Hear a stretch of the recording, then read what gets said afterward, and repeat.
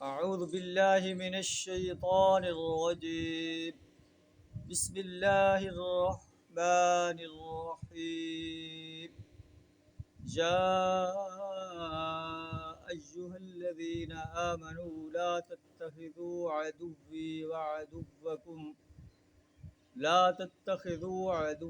وعدوكم أولياء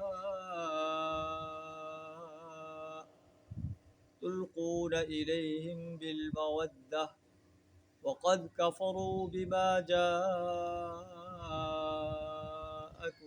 من الحق صدق اللہ العظیم.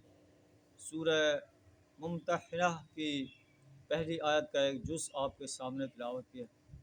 سورہ الممتحنہ مدنی صورت ہے.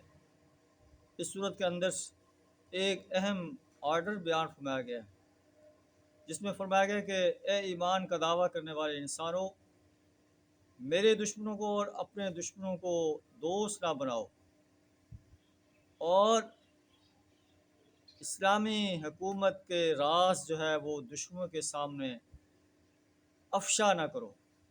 اگر ایسا کرو گے تو تم ایک بہت بڑے جرم کے مرتکب ہو جاؤ گے.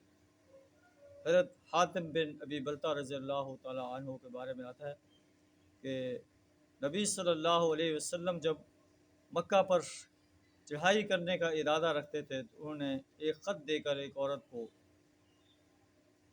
قریش مکہ کی طرف جو ہے وہ جو جا رہی تھی بھیجا کہ یہ خط جو ہے قریش کے سرداروں کو دے دینا، اور ان کا مقصد یہ تھا کہ میرے بچے جو مکہ کے اندر مقیم ہیں، قریش جو ہے میرے بچوں کی حفاظت کریں گے.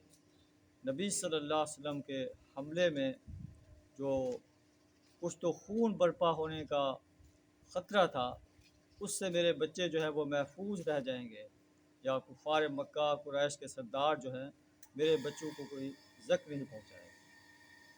تو آپ کا راز جو ہے وہ یہ راز اللہ نے نبی صلی اللہ علیہ وسلم کو بتا دیا. آپ نے 3 صحابہ کرام کا ایک دستہ بھیج کر اس عورت کو گرفتار کر لیا اور وہ خط اس سے برآمد کر لیا. نبی صلی اللہ علیہ وسلم کے پاس جب یہ خط لایا گیا تو آپ صلی اللہ علیہ وسلم نے حضرت حاتم بن ابی بلتہ رضی اللہ تعالیٰ عنہ کو اپنے دربار میں طلب کر کے پوچھا. اس نے یہی بتایا کہ اے اللہ کے رسول صلی اللہ علیہ وسلم، میں نے صرف اپنے بچوں کی حفاظت کے لیے یہ خط بھیجا ہے. میرا مقصد اہل ایمان سے کوئی غداری کرنا نہیں تھا، کوئی منافقت کرنا نہیں تھا. تو آپ نے اس کے اس جرم کو جو کہ بہت شدید جرم تھا، اس سے درگزر فرمایا. اللہ سے دعا رہا ہمیں قرآن کی ان سنہری ہدایات کو اپنانے کی توفیق عطا فرمائے، اور اسلامک اسٹیٹ کے راز دشمنوں تک پہنچانے سے اپنی پناہ عطا فرمائے، اسلامک اسٹیٹ کے دشمنوں سے دوستی کرنے سے اپنی پناہ عطا فرمائے، ان کا خیر خواہ بننے سے اپنی پناہ عطا فرمائے. وآخر دعوانا الحمد للہ رب العالمین.